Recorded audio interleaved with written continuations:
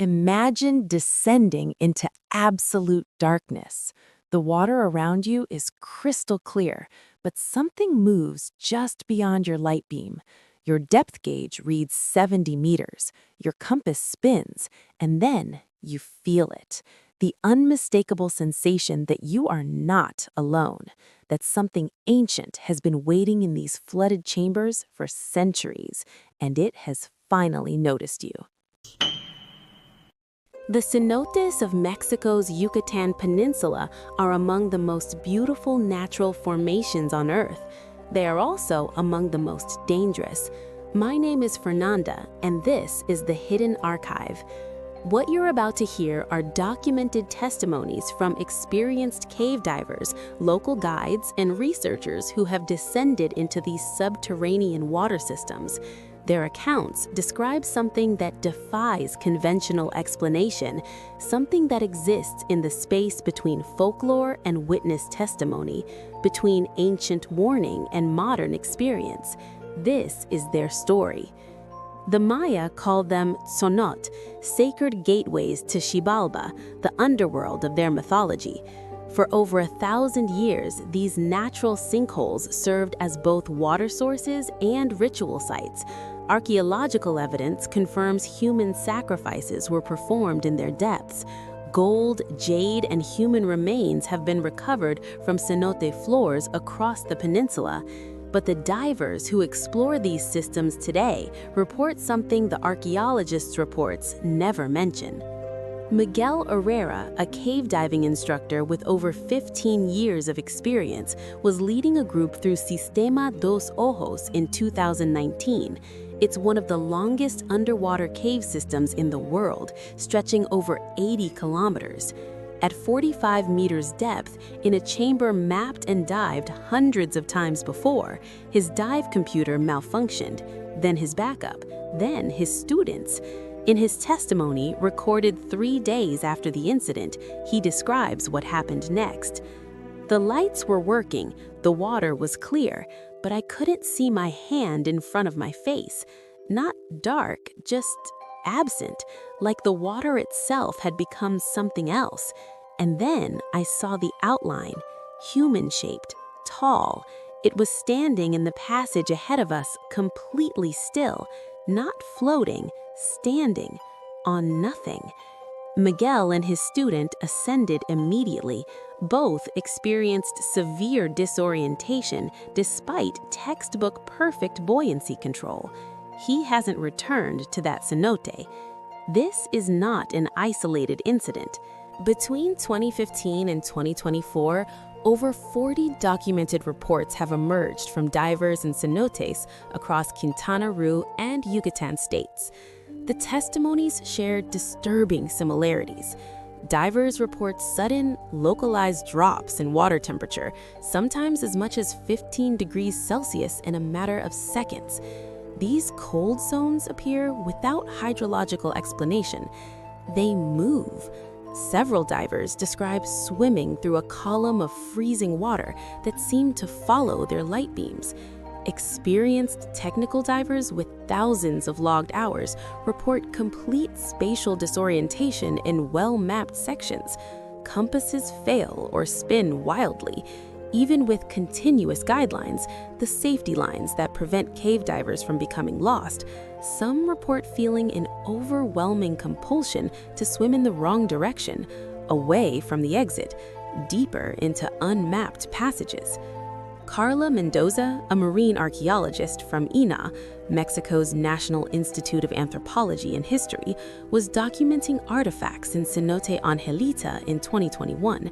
This cenote is famous for its halocline at 30 meters, where fresh and salt water meet to create an underwater river of hydrogen sulfide. Below this toxic layer, at 40 meters, lies a submerged forest of dead trees. Her helmet camera captured something. The footage shows the usual landscape, skeletal branches emerging from murky green water, Carla's lights cutting through the halocline. Then for exactly 4 seconds, a dark silhouette appears between 2 trees.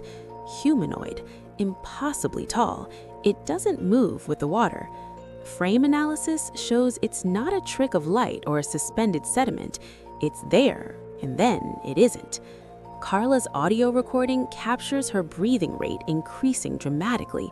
She later reported feeling observed with hostile intent. Others describe similar encounters.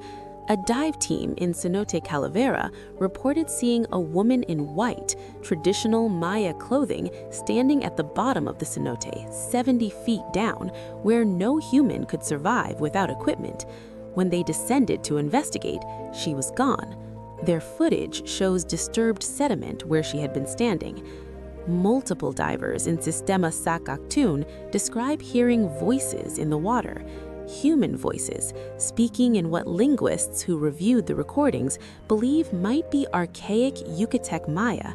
The words translate roughly to warnings: turn back, the passage is closed, you are trespassing. A technical diver in Cenote El Pit, one of the deepest accessible cenotes at 119 meters, reported seeing dozens of dark figures lining the walls of the main shaft at 80 meters, watching him descend. His video shows only rock walls and darkness, but his biometric data, recorded by his dive computer, shows his heart rate spiked to 160 beats per minute. He was a professional with extreme environment training. Fear response that severe doesn't happen without cause. The Maya believed cenotes were portals, places where the boundary between the living world and Xibalba grew thin, where the dead could pass back and forth, where the gods demanded tribute. The question isn't whether ancient people believed this. The question is why modern divers, equipped with technology and training, keep reporting the same thing. The deepest reported encounters occur beyond recreational diving limits. In the technical diving community, divers certified for extreme depths, extended bottom times, and overhead environments, there's a phenomenon they rarely discuss publicly. They call it the Watcher Presence. Dr. James Blackmore, a psychologist who studies extreme environment psychology, interviewed 37 technical cave divers who operate in Mexican cenotes. 22 reported experiences they couldn't explain. Experiences they were reluctant to share, fearing ridicule or psychological evaluation that could cost them their certifications. The testimonies describe a sudden, overwhelming inability to move despite being in neutral buoyancy with functioning equipment. Divers describe feeling held by the water itself. These episodes last between 30 seconds and 2 minutes, long enough to induce genuine panic and risk nitrogen narcosis at depth. Several divers report surfacing with significant gaps in their dive computer logs. One diver entered a restriction, a narrow passage, at 11:17 a.m. according to his timestamp.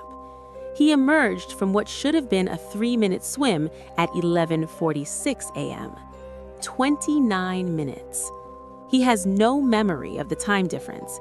His gas consumption matches a 3-minute swim. In cenotes near the ancient Maya city of Tulum, multiple divers describe encountering stone formations that appear artificially arranged, pillars of limestone that seem deliberately placed, passageways that look constructed.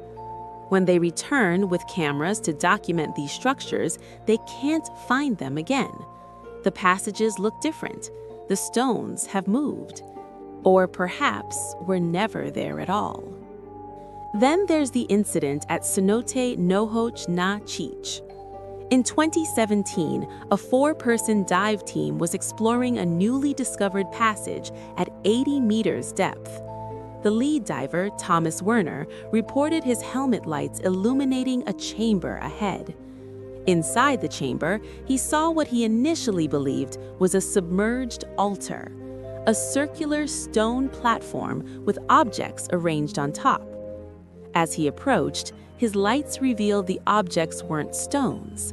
They were skulls, dozens of them, arranged in precise spiral patterns. Before he could signal his team, all 12 lights across 4 divers simultaneously failed. All 12 across 4 divers. In complete darkness, 80 meters underwater in an unexplored passage. The emergency protocol worked.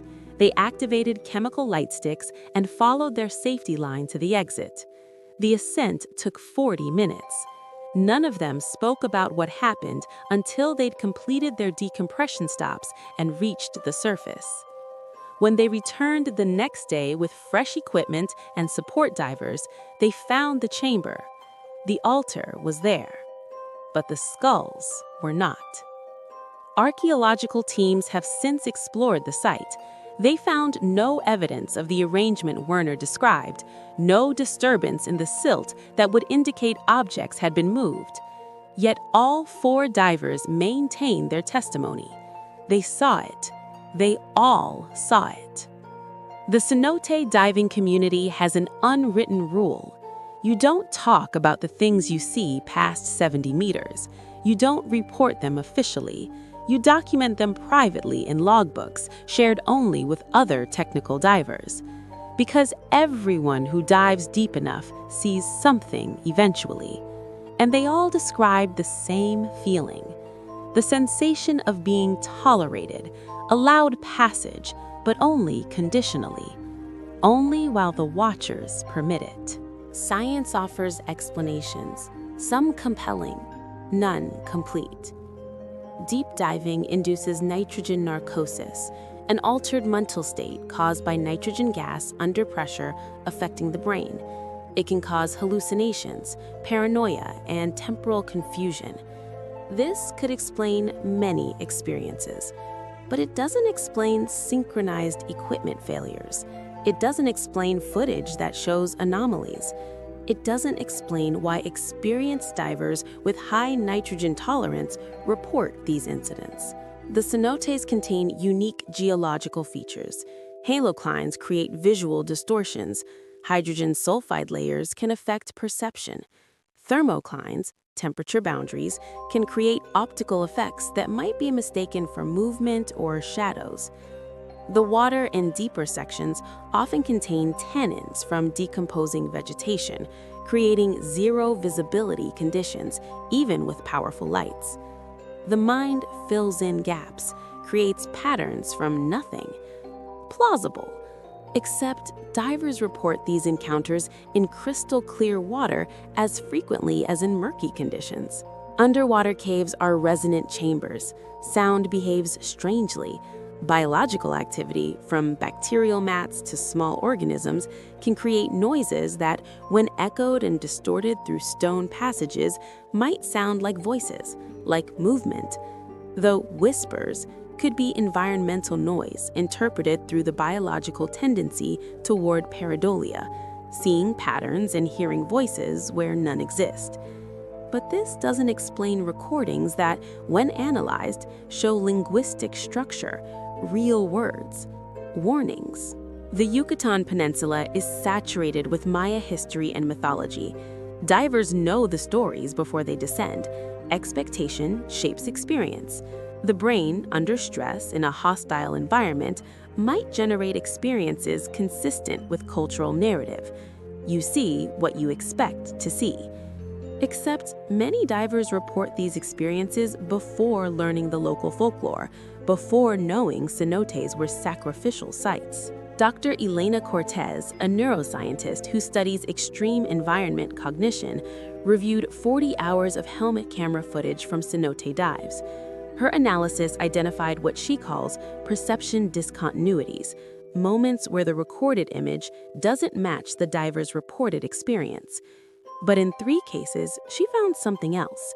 Objects in frame that don't follow the physics of the environment, shadows that move against the current, light patterns that shouldn't exist given the angle and type of equipment used. In her published statement, she wrote, "I cannot definitively explain what the cameras recorded. I can only confirm it requires further investigation." The Maya understood something about these places. They marked them as dangerous, as sacred, as boundaries that shouldn't be crossed casually. Modern explorers, armed with technology and rational frameworks, descend anyway. And sometimes, in the darkness, in the pressure, in the absolute silence of water and stone, they find the boundaries still exist. They just can't be measured with dive computers. The cenotes remain open. Divers continue their explorations.